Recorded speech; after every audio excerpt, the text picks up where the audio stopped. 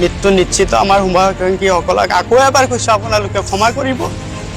অনাগত দিনসমূহত কিজানি আপোনালোকে উদীয়মান যুৱ সমাজৰ সভাপতি হিচাপে নাপাব। দুজনী ছোৱালী মইতো মৰিমেই। মই এতিয়া শুভাকাংক্ষীসকলক এইটোৱে অনুৰোধ জনাম, আপোনালোকে মোৰ কাৰণে দোৱা কৰিব, মোক মাৰিব, 100% মোক মাৰিব। গতিকে আচলতে ছাদ্দাম খানক কোনেও মাৰা নাছিল, ইভেন কি তেওঁ সিদিনাখন আমাৰ এই প্ৰগ্ৰামত আহাই নাছিলে। 5 তাৰিখে আমাৰ দক্ষিণ খৰুৱাপাৰা দক্ষিণ তাঁতিকুছি উদীয়মান যুৱ সমাজৰ এটা ফাংচন আছিল, কালচাৰেল নাইট। সেই ফাংচন চলি থকা অৱস্থাত হয়তো আমি ৰাতি 10 বজালৈকে মুকলি বঁটা বিতৰণী সভাৰ কাম আৰম্ভ কৰিছিলোঁ। 10 বজাৰ পাছত আমাৰ সাংস্কৃতিক সন্ধিয়াৰ হয়তো যিসকল শিল্পী সেইসকলে গীত পৰিৱেশন কৰি আছিলে। মানে মহিলাসকলৰ উত্তৰ ফালে উদন্ত কিছুমান যুৱক, যিসকলে মদ চদ খাই মানে নিচা জাতীয় দ্ৰব্য সেৱন কৰি তাতে আহি সেই গানৰ তালে তালে বিভিন্ন ধৰণৰ তেওঁলোকে মানে পৰিৱেশটো উত্তাল কৰি তুলিছিলে। যিয়ে নহওক, সেই ঘটনাস্থলীত আমাৰ নুৰুল ইছলাম মেমৰিয়েল একাডেমীৰে একজন শিক্ষক, তেওঁ আমাৰ উদীয়মান যুৱ সমাজৰ একজন সক্ৰিয় কৰ্মী। তেওঁ সেই সময়ত তাতে যাই দেখে যে তেওঁৰ স্কুলৰে একজন ছাত্ৰ, সেই ছাত্ৰজনক হয়তো কোনোবাই প্ৰহাৰ কৰি আছে। ই আৰু তাতে যাই সেই বস্তুটো চাই ছাত্ৰজনক সাবটি মাৰি ধৰি মানে গ্ৰীণ ৰুমৰ ফালে লৈ গৈছিল। গ্ৰীণ ৰুমত নি বহাই দি হয়তো তেওঁক পানী চানী কিবা কিবি খুৱাই আছিলে। তৎমুহূৰ্তে সেই উদন্ত যুৱকৰ কোনোবা একজন যুৱকে জামিৰুল খানে, মানে নুৰুল ইছলাম মেমৰিয়েল একাডেমীৰ শিক্ষকজনে সেই ল'ৰাজনক মানে সেই ছাত্ৰজনক মাৰপিট কৰা বুলি উদন্ত যুৱকৰ সেই যুৱকসকলে তাতে গৈ জামিৰুল খানক হয়তো আক্ৰমণ কৰিছিলে। আচলতে ছাদ্দাম খানক কোনেও মাৰা নাছিল, ইভেন কি তেওঁ সিদিনাখন আমাৰ এই প্ৰগ্ৰামত আহাই নাছিলে। তেওঁ ৰাস্তাত তেওঁলোকৰ ঘৰৰ ওচৰত এটা ব্ৰিজৰ ৰেলিঙৰ লগত খুন্দা খাই দুৰ্ঘটনাত পতিত হৈছিলে। আৰু ল'ৰাটোক আমাৰ কমিটিৰ কোনো সদস্যই মাৰা নাছিল। ল'ৰাটোক মাৰিছিল, ল'ৰাটোক বেলেগ কোনোবা ঠাইৰ উদন্ত যুৱকসকলে আচলতে ল'ৰাটোক মাৰিছিল। আৰু সেই ল'ৰাটোক মাৰা দেখা পাই ল'ৰাৰ শিক্ষকজনে তেওঁক বচুৱাই নি গ্ৰীণ ৰুমত সোমাই বহুৱাই থৈছিল। আৰু সেই শিক্ষকজনে কি কয়, ছাকিব খানক মাৰিছে বুলি শিক্ষকজনক এই ছাকিব খানৰ কি কয় আত্মীয়ই মাৰিছে। আৰু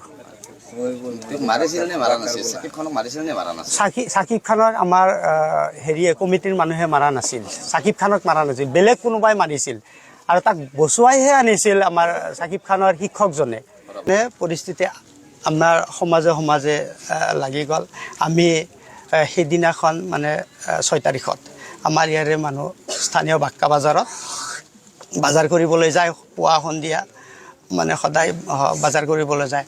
আমাৰে 2-3জনমান তাতে গৈছিলে, আমিৰ খান, ফালু খান আৰু গাজিবৰ খান। তাতে যাৰ পাছত তেওঁলোকক মানে গাড়ীৰ চাবি ৰাখি দিছিল। আব্বাছ খানে আৰু তাৰে কিছুমান মানুহে কৈছিল ইয়াক পিছ কৰ। গাজিবৰ খানকো ঠিক তেনেকুৱা গাড়ীৰ চাবি ৰাখি দিছিল। ফালু খানৰো মানে তেওঁক মাৰিম বুলি মাৰাৰ ভাবুকি দিছিলে। এতিয়ালৈকে সেই আব্বাছ খানে আমাৰ ৰেকৰ্ডিং আছে, বিভিন্ন সময়ত বিভিন্ন ধৰণৰ, আপোনালোকে ৰেকৰ্ডিংটো হয়তো অলপ হেৰি কৰি দিব পাৰে, বিভিন্ন ধৰণৰ ভাবুকি দি আছে, তোমালোকে সেই কৰিম তেই কৰিম, মাৰিম কাটিম, বিভিন্ন ধৰণৰ ৰেকৰ্ডিংটো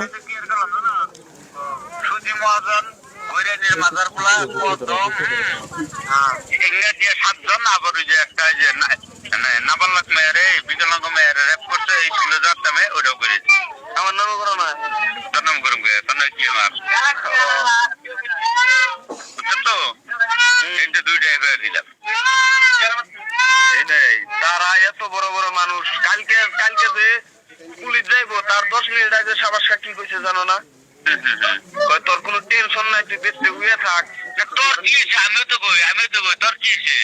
আজকে তুমি বাক্কা বাজার দেয় নাকি কে তুই আই বললি বাবু কি দেয় ডাইরেক্ট ওপেন মারবো তোরে জুতা দিয়ে খুব আমার সাথে কুকুর জানি কোথার তোর জুতা দেবে না পাশাতে যে নহওক আমি আমাকো ক'ব এইটোৱে বিচাৰিছোঁ যে এতিয়া তেওঁ যি ধৰণৰ ভয় ভাবুকি দি আছে আমি এতিয়া প্ৰাণৰ শংকাত পৰি গৈছোঁ। বেচিকেলি মোৰ ওপৰত টাৰ্গেট আব্বাছ, বেচিকেলি আব্বাছ মোৰ ওপৰত এনেকুৱা টাৰ্গেট হৈছে। চাওক, মই সেই সভাখনৰ মানে সাংস্কৃতিক অনুষ্ঠানৰ সভাপতিহে আছিলোঁ।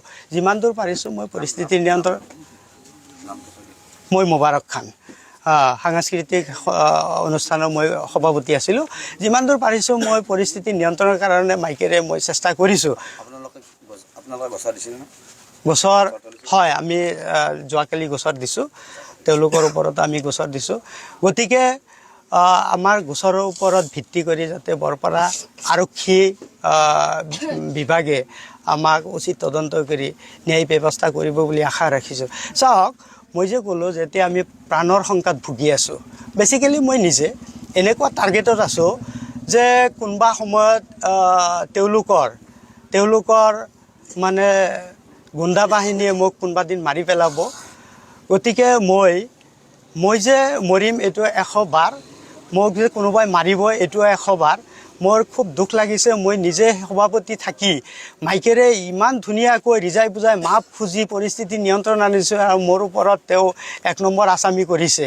বাকী আৰু চাৰিজন তাৰমানে আসামী দিছে যদিও তেওঁলোকৰ লগত তেওঁলোকে সদায় মানে ফোনে আলাপ আলোচনা কৰি থাকে। এটা কাম কৰিব নোৱাৰে নেকি যে দুখন গাঁৱৰ মুৰব্বীসকলে লগ হৈ সেইটো বহুত চেষ্টা হয়, এটা মীমাংসা কৰিব লাগে যাতে গাঁওখনো মিলা প্ৰীতি যাতে অটুট থাকে। হয়, সেইটো আমি বহুত চেষ্টা কৰিছিলোঁ। প্ৰথমে তেওঁলোকক আমি বহুতবাৰ আমাৰ ইয়াৰে মুৰব্বীখিনি তেওঁলোকৰ তাতে গৈছিলে।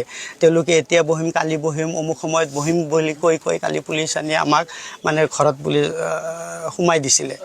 গতিকে তেওঁলোকে যে বহিব আমাৰ লগত এইটো কেতিয়াও মানে বিশ্বাস কৰিব নোৱাৰি। তো যিয়ে নহওক, বিচাৰোঁ মানে আমাৰ যিহেতু আমিও এজাহাৰ এখন দাখিল কৰিছোঁ, আমাৰ এজাহাৰৰ ওপৰত ভিত্তি কৰি যাতে পুলিচ প্ৰশাসনে আমাক সুব্যৱস্থা দিয়ে, ন্যায় বিচাৰ এটা দিয়ে, তাৰে কামনা কৰিছোঁ। আৰু ব্যক্তিগতভাৱে মই এইটোৱে কামনা কৰিছোঁ, যিহেতু ভাৰত চৰকাৰে এষাৰ হয়তো আমাৰ মোদী ডাঙৰীয়াই দেশৰ প্ৰধানমন্ত্ৰী ডাঙৰীয়াই এষাৰ কথা কয়, বেটি বাচাও বেটি পঢ়াও, এই ধৰণৰ শ্লোগান দিয়ে।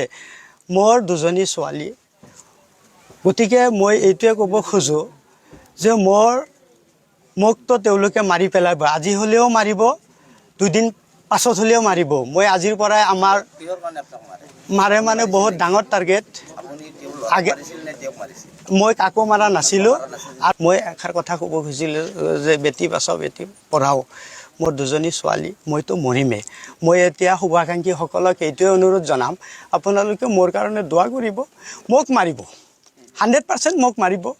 গতিকে যাতে আমাৰ অসম চৰকাৰ বা ভাৰত চৰকাৰে তেওঁলোকৰ ওচৰত এইটোৱে মই অনুৰোধ জনাম, মোৰ 2জনী ছোৱালী যাতে ভৱিষ্যতে সুশিক্ষিত কৰি দেশৰ কাৰণে ভাল এটা পদবীত কৰ্মনিয়োগ কৰাই আজিৰ যিটো অৱস্থা, এই মাদক দ্ৰব্য বা দুষ্কৃতিমূলক মানুহৰ ভৱিষ্যতে শাস্তি দিব বুলি মানে মই চৰকাৰক অনুৰোধ জনাম, যাতে মোৰ মৃত্যু নিশ্চিত। আমাৰ শুভাকাংক্ষীসকলক আকৌ এবাৰ কৈছোঁ, আপোনালোকে ক্ষমা কৰিব। অনাগত দিনসমূহত কিজানি আপোনালোকে উদীয়মান যুৱ সমাজৰ সভাপতি হিচাপে নাপাব। হাত জোৰ কৰি আপোনালোকৰ ওচৰত মই ক্ষমা, গতিকে মোৰ ক'বলগীয়া এইখিনিয়ে। এটা 5 তাৰিখত আমাৰ প্ৰগ্ৰেম, লাষ্ট প্ৰগ্ৰেমৰ দিনা এটা অলৌকিক পৰিস্থিতি এটা হৈছিলে, যিটো এটা ল'ৰা শাস্তি মানে কি আপোনাৰ মাৰপিটৰ সি ভুক্তভোগী হৈছিলে। যিয়ে হওক, সেইটো কাৰণে মই আব্বাছ খানক আৰু লগতে এই নিমা স্কুলৰ প্ৰেচিডেণ্ট তেখেতে মোৰ ওচৰত আৰ্জি দিছিলে যে আপুনি এই কামটো সমাধান কৰি দিয়ক। হয়তো ৰাতিতে সম্ভৱ হোৱা নাছিলে, মই কৈছোঁ যে মোৰ ওপৰত আপুনি বিশ্বাস ৰাখক, ৰাতিপুৱা আপোনাৰ কামটো যেনেকৈ হওক আমি মিলি কামটো সমাধান কৰিম। সেনেকৈ আমি ৰাতিপুৱা গৈছিলোঁ, যোৱাৰ পিছতো সিমান এটা ভালকৈ সঁহাৰি নাপালোঁ। ইমান কি তাৰ পিছদিনা তেখেতে আহিছিলে আব্বাছ খান মধ্যস্থতাকাৰী হিচাপে। তো অহাৰ পিছত তেখেতে আমাক কথা দিছিলে যে 7 তাৰিখে ৰাতিপুৱা 8টা বজাত যিকেইজন শাকিব খান, যিকেইজন ল'ৰাটো বেছিকৈ আঘাতপ্ৰাপ্ত হৈছিলে, তেখেত আৰু আমাৰ ইফালে যিকেইজন ল'ৰা আছিলে চবেই মিলি আমি সমাধান কৰিম। তো ৰাতিপুৱা 8টাত কথা দি গ'ল, কিন্তু ৰাতি তেখেতে 9টা মানত জনালে যে তেখেতে মধ্যস্থতাকাৰী নকৰে। তো যিয়ে হওক সিহঁতে কেছ চেছ কৰিলে, কিন্তু আজি মোক 4টাৰ আগত 3:50 মানত ফোন কৰিছে। মই হয়তো ঘৰত নাছিলোঁ, কিবা কামত ব্যস্ত, মোবাইলটো চাৰ্জত দি থৈ গৈছিলোঁ। তো তাৰপিছত মই কল বেক কৰিছোঁ। কল বেক কৰাতে মোক সুধিছে যে হয়তো মই যি আছোঁ মই কিবা খাওঁ বা কিবা কৰোঁ, মই অলপ অনৈতিক কাম কাজ কৰোঁ, যি হওক মোৰ ল'ৰাটোৰ নামত কিয় কেছ কৰিছে, মোক এইটো কথা সুধিছিলে। মই ক'লোঁ চাওক, আমি আৰু আপোনালোক আমি দুজনে মিলি কামটো সমাধান, মধ্যস্থতাকাৰী হিচাপত কামটো সমাধান কৰি যাতে অঞ্চলত আৰু একো কাৰো লগত মনোমালিন্য নহয়, সেইটো হিচাপত চেষ্টা কৰিছিলোঁ। তাৰপিছত তেখেতে কৈছে, আব্বাছ খানে কৈছে যে তুমি 2 মিনিটৰ ভিতৰত সমাধান এটা কৰি দিয়া, নহ'লে তোমাৰ নামতো কেছ কৰা হ'ব। আৰু এনেকৈ কৈছে, হয়তো তোমাৰ ফাৰ্মাচী এখন আছে, তাত তোমাৰ কদমে তোমাৰ ফাৰ্মাচীত ড্ৰাগছ বিক্ৰী কৰে, সেইটো হিচাপত তোমাৰ নামতো কেছ কৰা হ'ব বুলি মোক ভাবুকি দি কৈছে। আৰু তেতিয়া মই হয়তো কি ক'ম, হয়তো 2 মিনিটত কাম এটা সমাধান কৰা সম্ভৱ নহয়। মই তেতিয়া কৈছোঁ যে আপুনি যিটো ভাল ভাবে কৰক, তাৰপিছত আইনী প্ৰক্ৰিয়াটা আমিও আগবাঢ়িম। আজি তেখেতে কেছ কৰা বুলি কৈছে। এতিয়া আপুনি কি কৰিছে বা কি বিচাৰিছে? হা এতিয়া আপুনি কি বিচাৰিছে? এতিয়া মই এটা শংকাত ভুগি আছোঁ যে হয়তো আমি মধ্যস্থতাকাৰী কৰিব বিচাৰিছিলোঁ, তেখেতে আকৌ উল্টা আমাৰ নামত কেছ কৰি দিছে, কেছ কৰা বুলি কৈছে। এতিয়া মই এইটো বিচাৰোঁ যাতে সেনেকুৱাকৈ ভাবি ধমকি দি আমাক কাকো যাতে শংকিত নকৰে। তাৰমানে শাকিব খান ন? শাকিব খান আৰু সাদ্দাম হুছেইন কোনো মাৰিছিল নেকি? সাদ্দাম খান তেখেতে মাৰিছিল নে? মাৰা নাই তেখেতক। আপোনালোকৰ কোনোবা ক্লাবৰ কোনোবা সদস্যই? নাই, সাদ্দাম খানক মাৰা নাই। সাদ্দাম খান ল'ৰাটোক মাৰিছিল নে? তেতিয়া মই একচুৱেলি মই কি কওঁ, যিদিনা প্ৰগ্ৰাম হৈ আছিল, লাষ্ট প্ৰগ্ৰাম দিনা, সেইদিনা মই ইভেন কি সেইটো সময়তে এটা পেচেণ্ট চাব গৈছিলোঁ, একচুৱেলি পৰিস্থিতিৰ সাপেক্ষে।